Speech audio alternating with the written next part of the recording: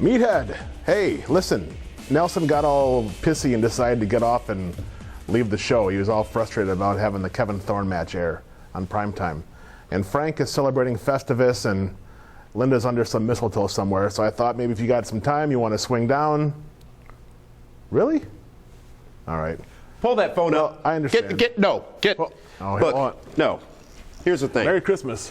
Here's the thing. I told you that I really want to slap you right now.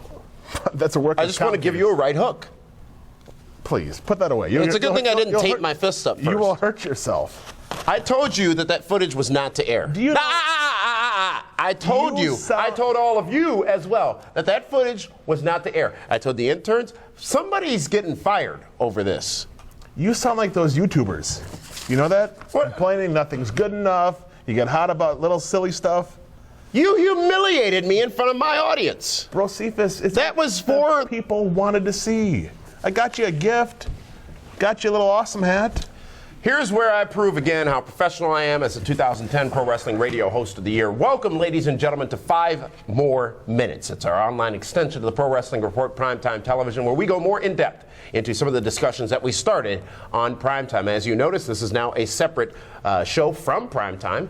5 More Minutes. What is this now? The 8th episode? So we're 40 minutes in. I don't want to look at you. Well, then look at the camera. It'll be fine. It always is. So let's talk about 5 more minutes. Let's talk about the YouTubers. They're upset we don't talk about TNA wrestling. Let's face it, Sudden Impact, Meathead Show, 5% of our listeners and viewers tune into that. So it can't be as popular as everybody thinks it is. Actions speak louder than words? Absolutely. Or actions speak louder than a keyboard? Listen, I enjoy TNA wrestling. We have lots of friends in TNA wrestling. The fact is, they haven't done a whole lot of entertaining stuff lately. I'm not sure that's entirely accurate. Impact has been a solid show for the last several weeks. It's been solid wrestling, but are they truly establishing the route they want to go in? Everything is, from what I hear, from what I'm told, and, God forbid I might just be making stuff up to irritate everybody out there. Is that what you do? Oh, absolutely. Or do you know people who are deeply rooted in the business? You would think I might know a couple people that knows what's going on. If you do the math, you can figure that out real easily. Well, just see who I tweet about. I mean, obviously I just take care of my friends.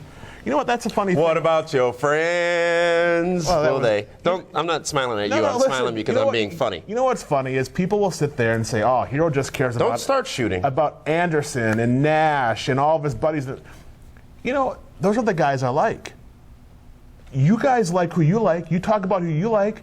What's the big deal if I mention my pals once in a while? You're a broadcast journalist. I'm an opinionist, completely different. I am here to give you a message.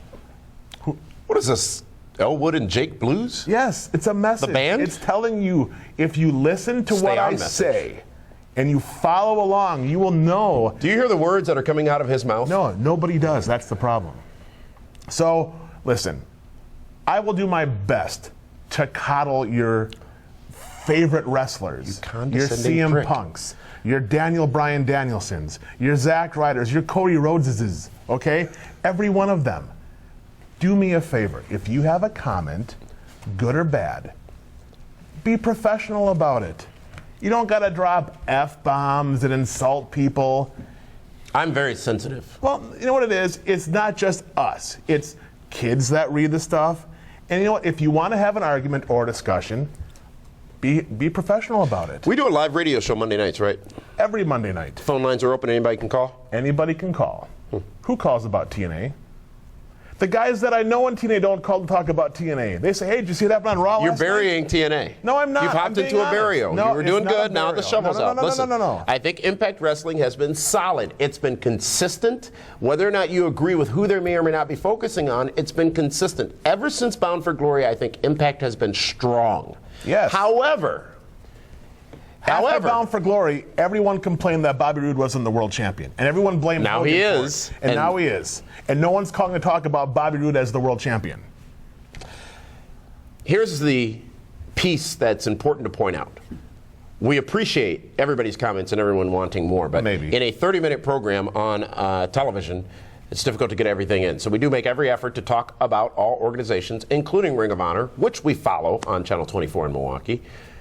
But sometimes time doesn't allow for that. And while we just exceeded 5 more minutes, which we do this extra each week, we do it for you, and we do it for you to keep that conversation coming and keep engaging us in that conversation. You can like, you can dislike, you can tweet, you can Facebook. Subscribe, unsubscribe. We're out there. Follow, wide unfollow, open, block, whatever you want. ready to take your calls, comments, questions, suggestions, and all that, and we appreciate it. And while David's points are definitely valid, this is an open forum, and no one's censoring anybody's conversations.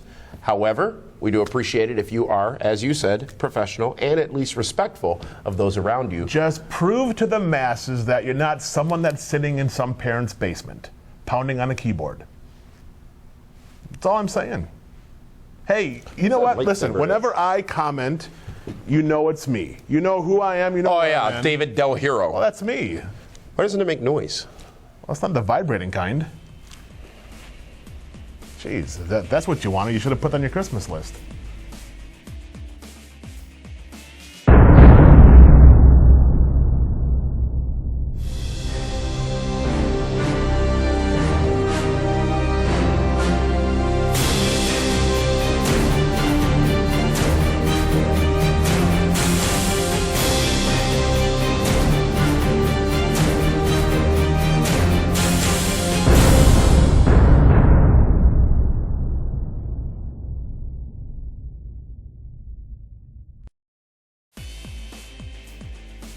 TNA. Yes. This tag team tournament's going on. And you know, it's creative. It's a way of using all of their talent. I will give them that. I mean, they're putting obviously some of the pairings that you wouldn't expect to see, like Daniels and RVD together, ODB and Eric Young together, Anarchia and Shannon Moore. Yeah, some of the stuff's kind of hokey, but at least everyone is getting a chance to be showcased. That is a positive thing about TNA wrestling. The thing I'm concerned about are all the leaks about Bobby Roode not being the guy, and that Jeff Hardy is primed to take the title from him. Waiting in the wings, if you will. Absolutely. And that may be what Hogan and Bischoff want.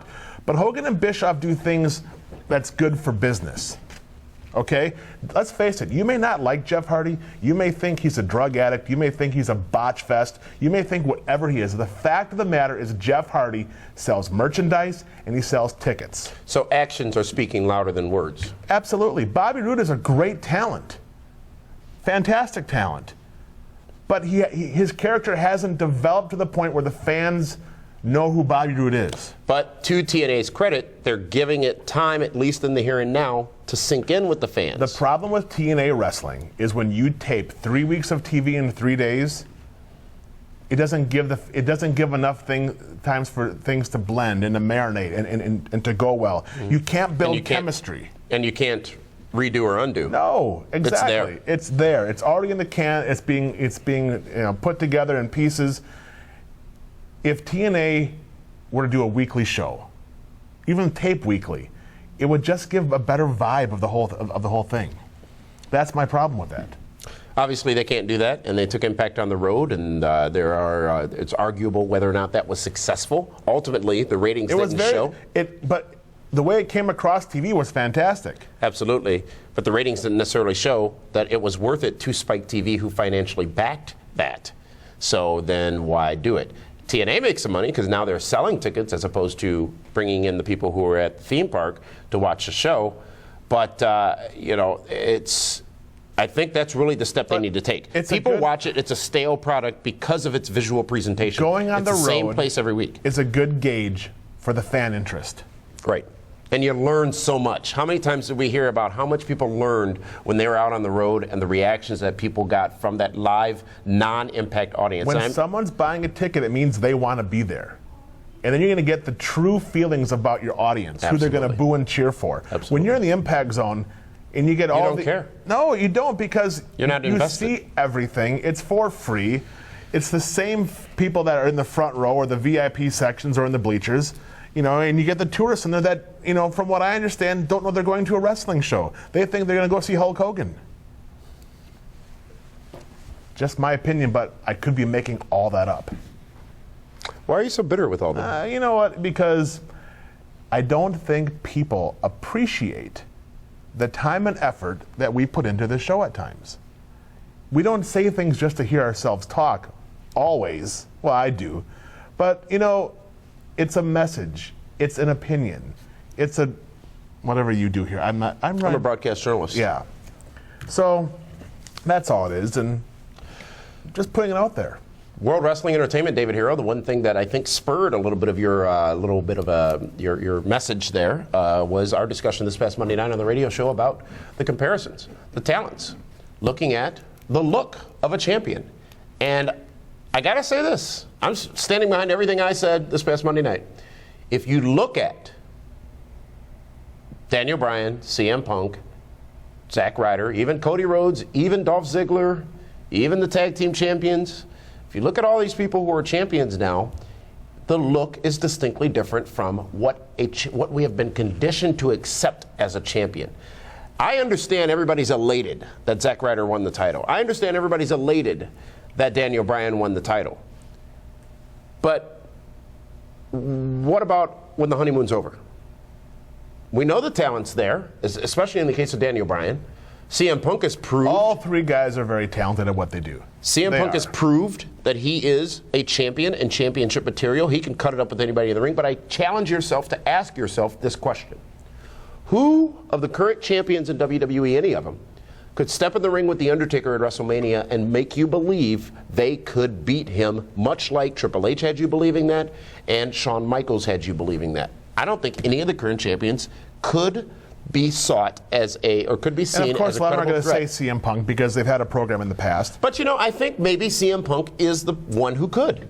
He could be. I think there's some believability there. I think CM Punk could get in the ring with his attitude, with his charisma, and with what he's proven as a multi-time WWE champion and be a credible threat to a weakened Undertaker. I think that, and hell, I think that's a money match, by the way. But you can't go by a weakened Undertaker. If you want this to be a fair fight, both guys got to be healthy. You take the Undertaker at his best and CM Punk at his best. And at the same time, I was rethinking my comments from Monday night, okay? Because I want to say, okay, how far off was I, if I was off? And you think of some of the biggest champions in the last 10 years. You think of a guy like a Bill Goldberg. You think of a Stone Cold Steve Austin, Triple H, Shawn Michaels, The Rock, even Chris Jericho. The swagger and presence they had when they were in the ring, they demanded the spotlight. Can you say the same thing with the exception of CM Punk because he does a good job of demanding the spotlight? Daniel Bryan is going to have to step out of himself to become larger than life. And I don't know if he can do that yet. But can you compare, and I think I may have made this comparison in past episodes, can you compare a Daniel Bryan as far as his WWE persona with a Chris Benoit? Because Chris Benoit had nothing really special aside from his technical abilities as a professional wrestler, and the fans got behind him as champion as well. And they didn't. You know what? You can compare the two of them, yes. But when you think of some of the biggest, and when I say biggest, I don't mean size. I'm saying as far as star power and ability to draw money and sell tickets. Like your star of the week, Zack Ryder? I didn't put Chris Benoit in there. Okay? I didn't. Yeah. And you know what? People make the comment, well, look at Shawn Michaels and Bret Hart. Yes, both guys extremely talented, but let's not forget that when Hulk Hogan and the Macho Man Randy Savage left to go to WCW, and that was right about the whole steroid scandal with Vince McMahon, he had no choice but to go with Shawn Michaels and Bret Hart because they were smaller, they were athletic, they obviously weren't jacked up muscle guys, and he had to go with a new generation. So, yes, they were talented, perhaps two of the best wrestlers of the modern era, but if Hogan and Savage were still there, would they have gotten that opportunity? For a long time, people talked about how sick of Cena they were. Same five guys last 5 years, we've heard that. Now it's a new breed. It's all new guys. Cena's on the sidelines, if you will. And WWE has now taken that chance because it's a safe bet with WWE to put the championship on Randy Orton, to put the championship on John Cena, put the championship on a Kane, a Triple H, or whoever. That's a safe bet. This is risky for World Wrestling Entertainment because their business could suffer as a result of these relatively new talents being the champions in their company. But David Hero, you've made this point many a time. The belt is nothing more than a prop. Those people I just mentioned before don't need the championship. Oh, so, yes, they do. Zack Ryder needs that title. No. I'm talking Cena's gotcha. And the like. But you look at a Randy Orton, who I think is a prime example right now, who was left laying in the ring on Raw at the hands of Wade Barrett. He's irrelevant right now. But he isn't, because he still gets one of the biggest crowd reactions of anybody there. Mm-hmm. So again, he's safety. He's the safety net for WWE. John Cena's a safety net for WWE.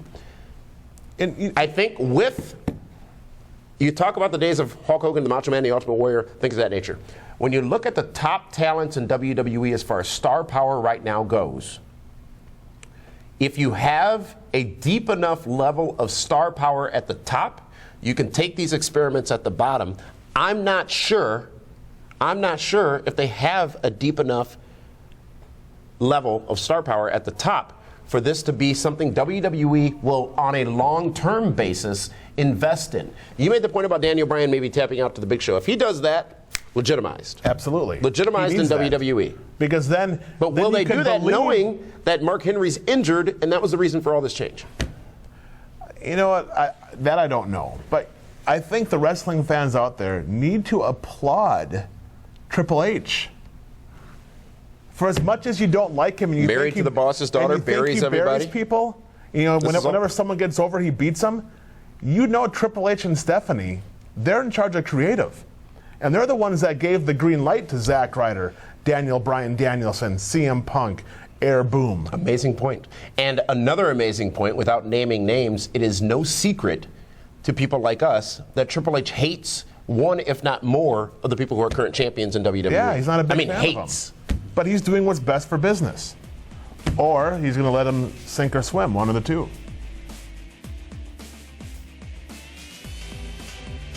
New Year's Eve. New Year's Eve. New Year's Eve. We're the toys. Here's what I'm thinking about New Year's Eve at the Horny Goat. It's the biggest tent. I think all of Milwaukee can fit in there. And it's also probably going to be the largest New Year's Eve party in the city. It's an unbelievable entertainment venue. 2 words, giant TV. It's the best value you'll get. All the beer you can drink, open bar, whatever you want. It's like summer in there and I may not wear pants, for comfort's sake.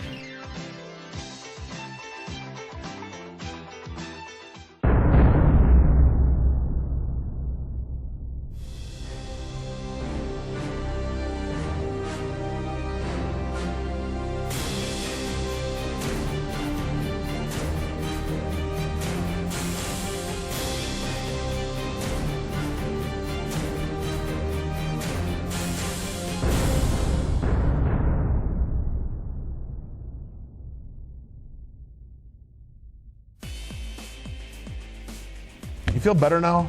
What do you mean, do I feel better now? I felt great all week. We've had a great talk, great 5+ more minutes. Fans got what they wanted. You got what what are we you at now? wanted. How long has this gone? 11 and a half. 11? Oh. On Christmas Eve, I'm not getting overtime. No. Ridiculous. Doesn't kick in. Read your contract. We can end this now. I'm done. I've said enough. I'm parched. John Cena was not a part of WWE TLC this past Sunday night. And nobody missed him. Really? Nobody missed him. And they had an opportunity to bring Cena out.